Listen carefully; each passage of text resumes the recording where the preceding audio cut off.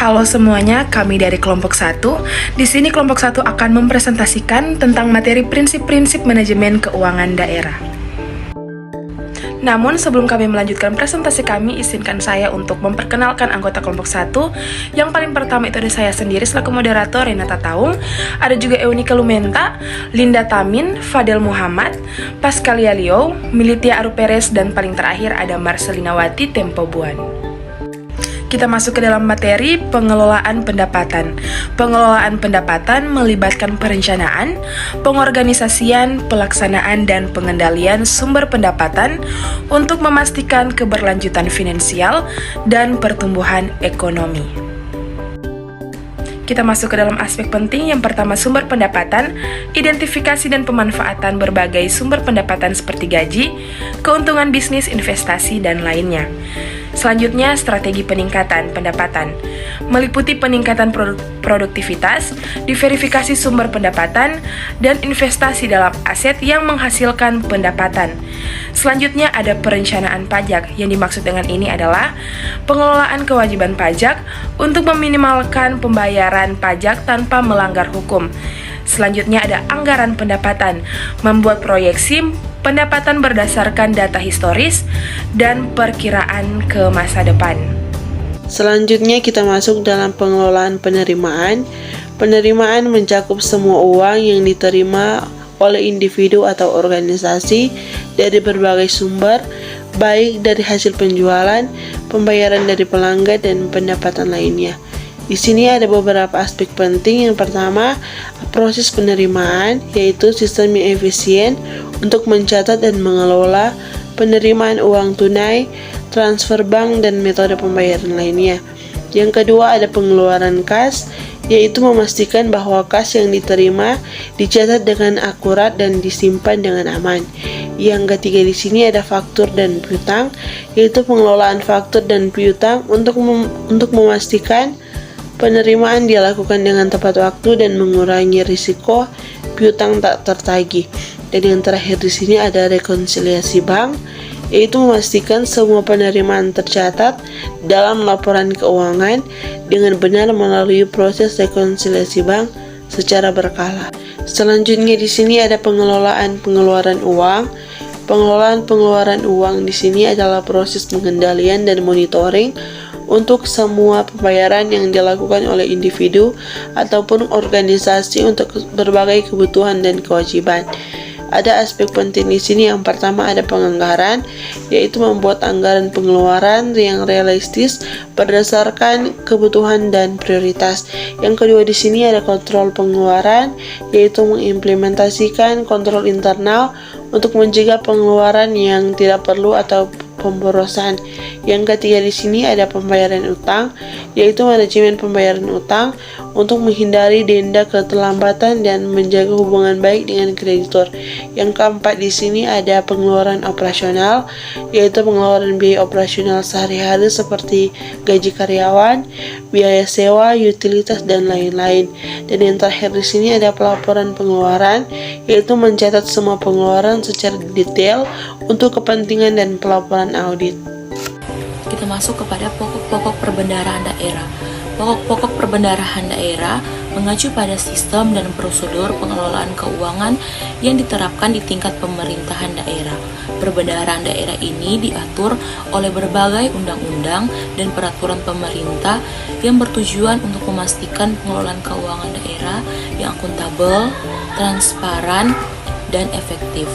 Yang pertama adalah landasan hukum, yang dimana terdapat Undang-Undang Nomor 17 Tahun 2003 tentang Keuangan Negara. Dan yang kedua ada Undang-Undang Nomor 33 Tahun 2004 tentang Perimbangan Keuangan antara pemerintahan pusat dan pemerintahan daerah. Dan yang terakhir Peraturan Pemerintahan Nomor 58 Tahun 2005 tentang Pengelolaan Keuangan Daerah. Yang kedua, struktur organisasi perbendaharaan daerah, yang dimana terdapat Bendahara Umum Daerah (BUD), pejabat yang ditunjuk untuk mengelola kas daerah.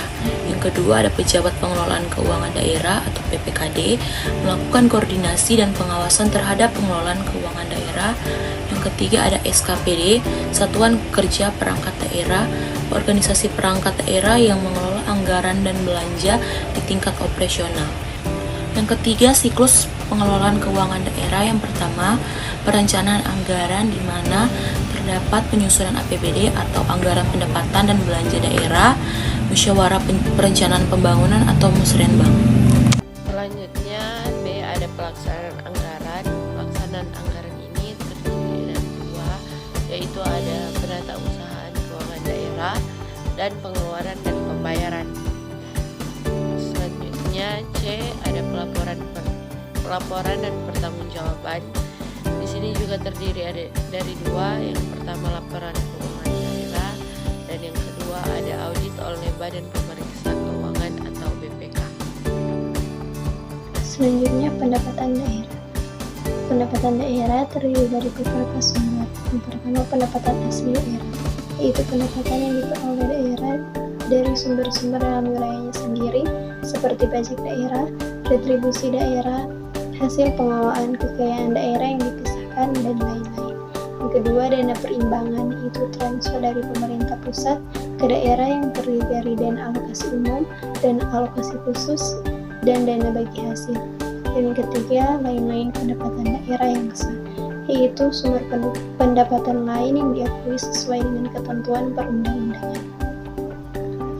Selanjutnya, belanja daerah. Belanja daerah diatur dalam APBD dan digunakan untuk yang pertama belanja operasi, yaitu pengeluaran untuk operasional pemerintahan sehari-hari, termasuk gaji pegawai, belanja barang dan jasa, serta belanja pemeliharaan.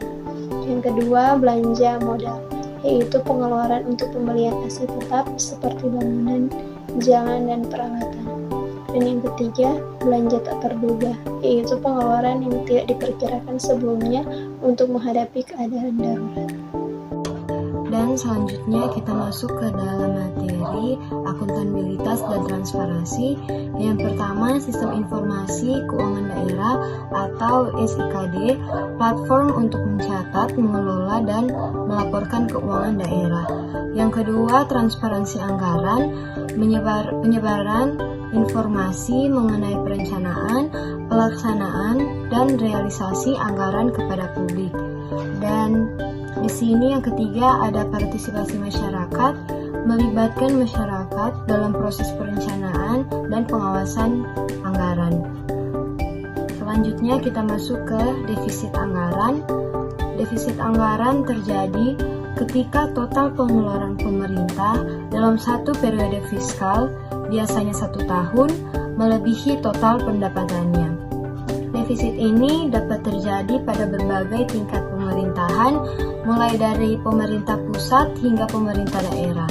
Penyebab defisit anggaran, yang pertama penurunan pendapatan, terjadi akibat turunnya penerimaan pajak, pendapatan dari sektor perdagangan, atau pendapatan lainnya. Yang kedua, peningkatan pengeluaran bisa disebabkan oleh belanja sosial yang tinggi, pengeluaran untuk proyek infrastruktur, atau biaya operasional yang meningkat. Dan yang ketiga, ada krisis ekonomi, menurunkan pendapatan negara secara signifikan dan meningkatkan kebutuhan belanja negara. Dan yang keempat di sini ada kebijakan fiskal ekspansif, di mana pemerintah secara sengaja meningkatkan pengeluaran untuk mendorong pertumbuhan ekonomi, meskipun hal ini dapat menyebabkan defisit. Selanjutnya, kita masuk ke dalam dampak defisit anggaran. Di sini yang pertama ada inflasi. Peningkatan defisit dapat menyebabkan inflasi jika dibiayai melalui pencetakan uang. Yang kedua, peningkatan utang publik, di mana pemerintah cenderung meminjam untuk menutupi defisit yang meningkatkan beban utang. Dan yang ketiga, ada pengurangan investasi, di mana defisit yang tinggi dapat mengurangi kepercayaan investor. Dan yang keempat, ada pemerintah, terbatasnya ruang fiskal untuk pengeluaran masa depan karena pembayaran bunga utang. Berikut ada defisit anggaran, strategi pengelolaan defisit anggaran. Bagian A, peningkatan pendapatan. Yang pertama ada reformasi pajak, meningkatkan basis pajak, memperbaiki administrasi perpajakan, dan menutup celah penghindaran pajak. Lalu ada diversifikasi sumber pendapatan, mengembangkan sumber pendapatan baru seperti pendapatan non-pajak, pendapatan dari badan milik usaha negara atau BUMN, dan lainnya. Lalu ada privatisasi aset, menjual aset pemerintah yang tidak produktif untuk menghasilkan pendapatan. Lalu ada bagian B, pengendalian pengeluaran. Yang pertama ada penghematan anggaran, memotong pengeluaran yang tidak esensial atau yang bisa ditunda. Lalu ada efisiensi operasional, meningkatkan efisiensi di sektor publik untuk mengurangi biaya operasional. Lalu ada reformasi subsidi, mengurangi atau mengarahkan subsidi ke kelompok yang lebih membutuhkan. Berikutnya prioritasi pengeluaran, memprioritaskan pengeluaran pada sektor-sektor yang memberikan dampak ekonomi jangka panjang seperti pendidikan, kesehatan, dan infrastruktur. Lalu bagian C, pembiayaan defisit. Pertama, pinjaman dalam negeri, meminjam dari bank domestik atau melalui penerbitan obligasi pemerintah. Lalu ada pinjaman luar negeri, meminjam dari lembaga keuangan internasional atau negara lain. Lalu ada penerbitan obligasi, mengeluarkan surat utang pemerintah untuk dijual kepada investor.